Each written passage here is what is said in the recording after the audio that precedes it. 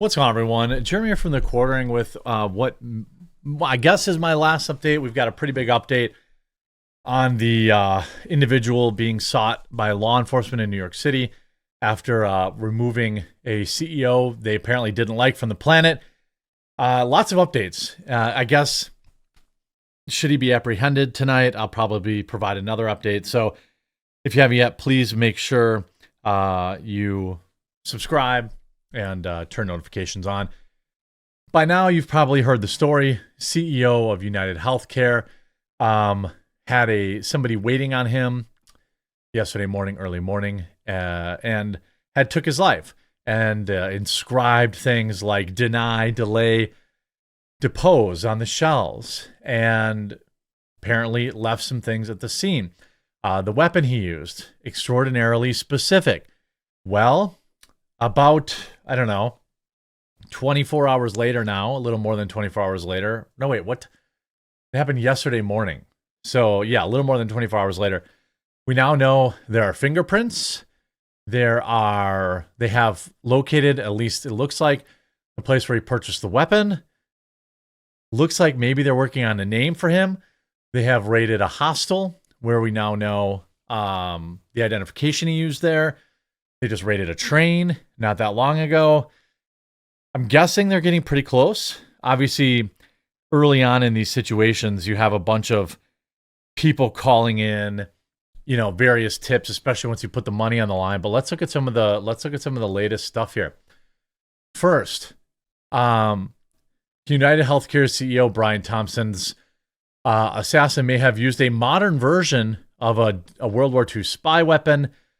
Now, there is some indications that may be the case, but given that, it's also particularly that wouldn't be good. You would want to use something, interchangeable.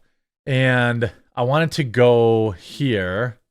I want to be careful about not showing pictures, of bad stuff, So earlier today, they started pursuing leads on the suspect's name. NYPD sources said Thursday they had been pursuing several leads on the name of the individual. Insiders told the New York Times the detectives have not yet landed on his identity, and comparisons between names and the smiling photo released this morning have been inconclusive. Officials have added that the person seen in the latest picture, they checked out of a hostel in the Upper West Side Wednesday morning. Guests at that hostel say that cops scoured the building in search for the suspect. Guests at the New York International Hostel in the Upper West Side said a lot of police charged to the building hours after. So within hours, they had known where this guy stayed. It turned out it is where he stayed. It's just he didn't use a real ID. He, in fact, used a New Jersey ID. So we know that he used a fake ID. That could actually open up. I think here we have, where is this? He used a New Jersey ID to check into the hostel. So they knew where he came from. They knew what ID he used. Now they know that it's fake. The suspect had used the idea to book space at the HI or High New York City hostel at 891 Amsterdam Avenue. The subsequent probe, however, revealed the ID was fake. So that's pretty sure now they pretty much know that's in fact where he stayed. A search of the hostel room rented by the suspected, yielding nothing of note as of Thursday afternoon, as a manhunt continues. Well, the suspect was also seen making a call on the phone as he made his way to the hotel on 6th Avenue. Police officials have found one of the water bottles that he purchased at Starbucks on West 56th Street, and they also found a partial fingerprint on it. Now, they did say that it was smudged, which makes it more difficult to track, but not impossible. Also being revealed here. I wanted to go here. I'm out of order. Whoops. Where are we? Oh, yeah. Here we go. Now, interestingly enough, they also found, so police identified that it was a rare WW2 weapon used as a firearm to go after Brian Thompson. Sources say they believe the detectives focusing on a Connecticut gunplay. So New Jersey ID, Connecticut weapon shop. They have zeroed in on a single purchase of a B&T VP9 weapon. The model is an update on the Welrod pistol developed in the Second World War. Detectives swooped in on the shop on Thursday after their investigation targeted a specific purchase, although it is not known if the person who bought that is actually the suspect. That particular weapon from Wednesday's incident has not been recovered. And sources say the post that they were focusing on the rare weapon as only as an investigative lead. B&T's website describes it as an updated, integrally suppressed pistol. Features a new grip, updated magazines, yet maintains a nondescript appearance, whisper quiet sound signature, unique rotating bolt operation. Now I purchased this, and if this is it, again, this is just looking at the picture. People have identified the picture. Now the ATF has said that he likely stalked him the day before. Former ATF agent in charge, Jim Kavanaugh, said the suspect likely surveilled Brian Thompson's actions on the day before the incident. Well, duh. I mean, I would certainly suspect that. This guy is in a place, Starbucks, 5 minutes before the CEO comes by. Literally like he surveilled the CEO one day before. So he may be on surveillance cameras on the day before without the mask. Which is why I think maybe where they got that, the two pictures looked very different. It might be, the smiling picture might have been from a previous day. Might have been from a previous day where he wasn't on guard about covering up his face. That's certainly possible. But the fact that they also have a fingerprint and there is a cell phone, which they initially believed was not his phone. Now the FBI is saying that it is his phone, his personal phone, not a burner phone. I want to grab that update too. Where is this? Phone.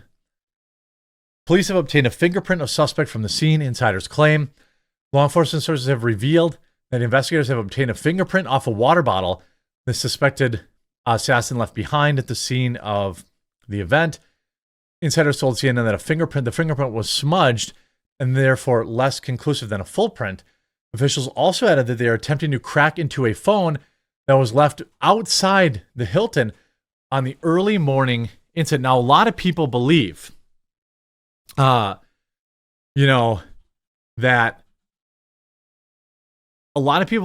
it's not a real phone, that it was a burner phone, which I would totally understand and it would make sense to me. But now they say, as of 3 o'clock this afternoon, detectives believe that the phone left at the scene may actually not be a burner. So say NYPD investigators are looking into a cell phone left at the scene, believe that the device may have been his actual real phone and not a decoy or a burner phone as initially believed. Now I can tell you this much. If that's his real phone, they already have his name. They know who he is. This guy's cooked. It's hard to imagine that he went through all of this, right? All of this, in investigation stuff. And now he just carries around his regular phone. Why use a fake ID? A fake, now if he's the guy that purchased this weapon, did he use a fake ID for that? I think that's a little more difficult. If it's an actual gun shop, they're going to pull your ID. They're going to run a background check, all that kind of stuff. So maybe that isn't it. Now, insiders have told New York Post that despite the cell phone potentially being the key to finding his identity, cops are still struggling to gain any kind of access to it, which, again, I'm not surprised by. Now, I'm sure if it was, Android or Google, they'll probably just unlock it for him or for the cops. But actually, Apple is a little better about that. So now we know they have a fingerprint, at least a partial, a potential purchase at a weapon shop, a person of interest picture. If that cell phone is his, it probably also has fingerprints on it. If he got any kind of communication on the burner phone, that's going to open up more leads. So I would argue that that's a pretty big lead, even if it is a burner phone.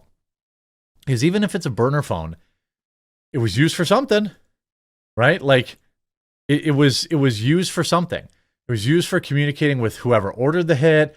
It was used for, I don't know, communicating.